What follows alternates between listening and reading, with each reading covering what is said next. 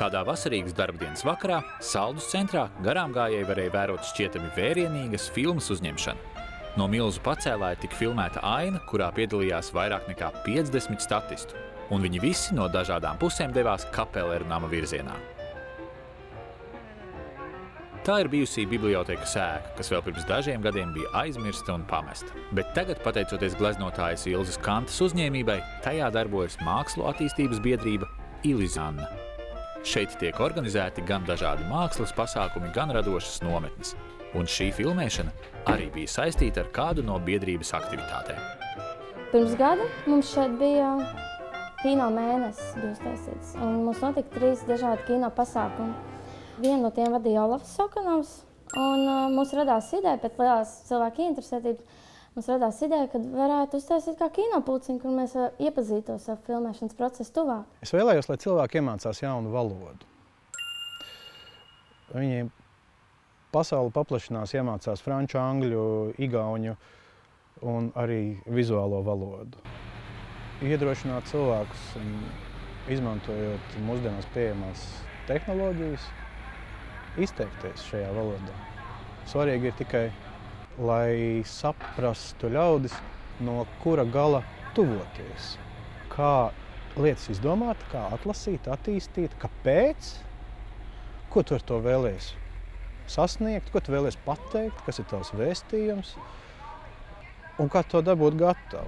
Es domāju, ka tas palīdzēs cilvēkiem arī citās jomās, jo nav jau svarīgi tu attīsti filmu, ideju, projektu vai jebko. Šī te loģiskā struktūra, ka nevis vai daram kaut ko, bet kad tu saproti, ko tu dari, tā jau ir līdzīga. Kino pulciņi, jeb kino kluba biedri, ir visdažādākā vecuma un profesiju pārstāvji. Un arī viņu iemesli interesē par kino ir dažādi. Es zināju cilvēks, kas uz turieni ies jau. Es pirms tam jau biju apmeklējis Kapeleru namu. Es zināju, kas tā ir pa vietu. Un man šķita, ka tas pasākums nevar neizdoties vienkārši atmosfēras dēļ vien. Es jau atnācu vispār tāpēc, ka man pilnīgi nekādas sajēgas nebija par kino uzņemšanu. Es teicu, es varu darīt visu, ko man liks, to es darīšu. Tad es esmu atbildīgā par tērpiem. Man patīk tēlot, un šī bija iespēja, kā es to varētu attīstīt. Tāpēc vēlējos to izmantot. Patiesībā bija tā, ka mana mamma mani te ievilka, tā vairāk vai mazāk. Viņa jau zināja, protams, ka es skatos to režisoru vai operatoru. Un tad viņa teica, ka man obligāti jānāk te, lai es redzu no iekšienes, kāds viss notiek. Kino kluba biedru uzdevums bija apgūt visu kino tapšanas virtuvi, paralēli pašiem sagatavojot un uzņemot īsfilmu. Šajā procesā katram tika dota iespēja darboties viņu interesējošā virzienā. Vispirms mēs iepazināmies un noskaidrojam, ko kurš sagaida un kāds ir kura intereses. Un tad apmēram arī iezīmējās, ka citam vairāk interesē estētika, kadra estētika, lai tas ir skaisti, un citam interesē vairāk koordinēšana, organizēšana. Uzsākot darbu, viens no galvenajiem kluba biedru uzdevumiem bija izvēlēties, par ko tad galu galā viņi vēlas uzņemt savu īsfilmu. Mērķis tika izvirzīts, pievērst uzmanību brīvprātīgo ļaužu dažādu mākslu attīstības centram Kapeleru nams. Kas šeit patreiz notiek, un arī ieskats vēsturē, ka te ir bijusi aptieka, pēc tam biblioteka, tas arī būs redzams. Un tad ir iesaistīta tā mūsu Saldus teika, par to saldu ēd, saldu dzēri. Tikai mums ir mazliet tā humora pieiets un mazliet tā vēsturiski humoriski. Pusgada garumā Saldus kinomīļi tikās reizi nedēļā. Strādāja pie scenārija, gatavojās filmēšanai, veltot šim procesam ievērojami vairāk, kā tikai vienu paredzēto stundu nedēļā. Un, kad viss bija sagatavots, kopumā pašam uzņemšanas procesam veltīja 5 dienas. Es vēlējos, lai katrs pamēģina, kā tas ir būt atbildīgam par to savu epizodes, par to savu minūtīti, par to savu gabaliņu. Tāpēc viņi visi ir režisori.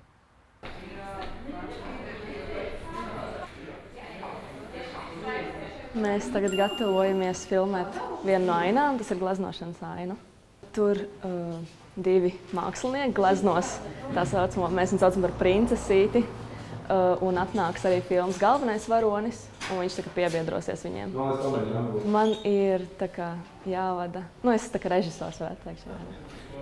Vēl viens būtisks aspekts īsfilmas uzņemšanā bija aktieru izvēle. Un arī šeit kluba biedri parādīja savu izdomu, pārsteidzot kluba vadītāju Olafu Okonovu.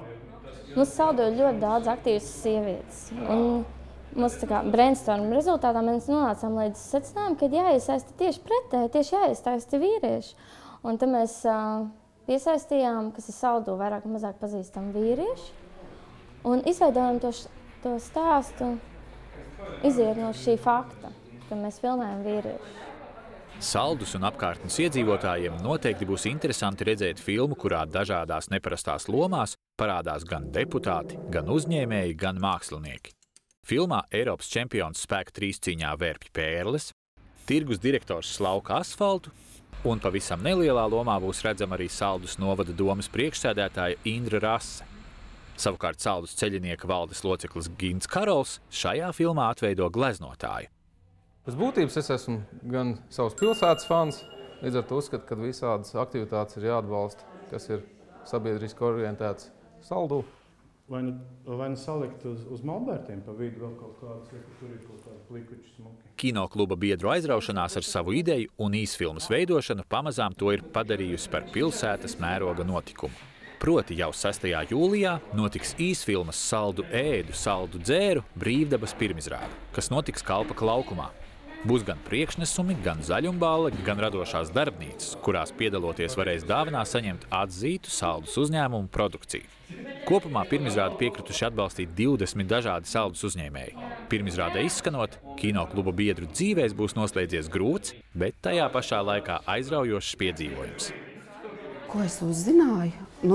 Es atceros, ka mēs filmējām vienu dienu no 8 rītā līdz 8 vakarā, 12 stundas, un beigās tur sanāca 2 minūtes tā tīrā materiāla.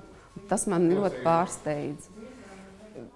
Ja godīgi, es nedomāju, ka tas ir tik ilgs un grūts process. Mēs būs jau pusgads, ka mēs vienreiz nedēļā nākam kopā, un tagad, piemēram, uz tām pašām reklāmām es skatos pilnīgi savādāk. Ja pirms tam es tā kā reklāma tā aizgāju uz virtuvi, kā saku, teju vai kafiju uztaisīt, tad tagad jau es skatos pilnīgi savādāk un redzu, kāds tur ir darbs iegulis. Uzmanību! Action! Vēlreiz. Šis nederēs. Nevar tagad.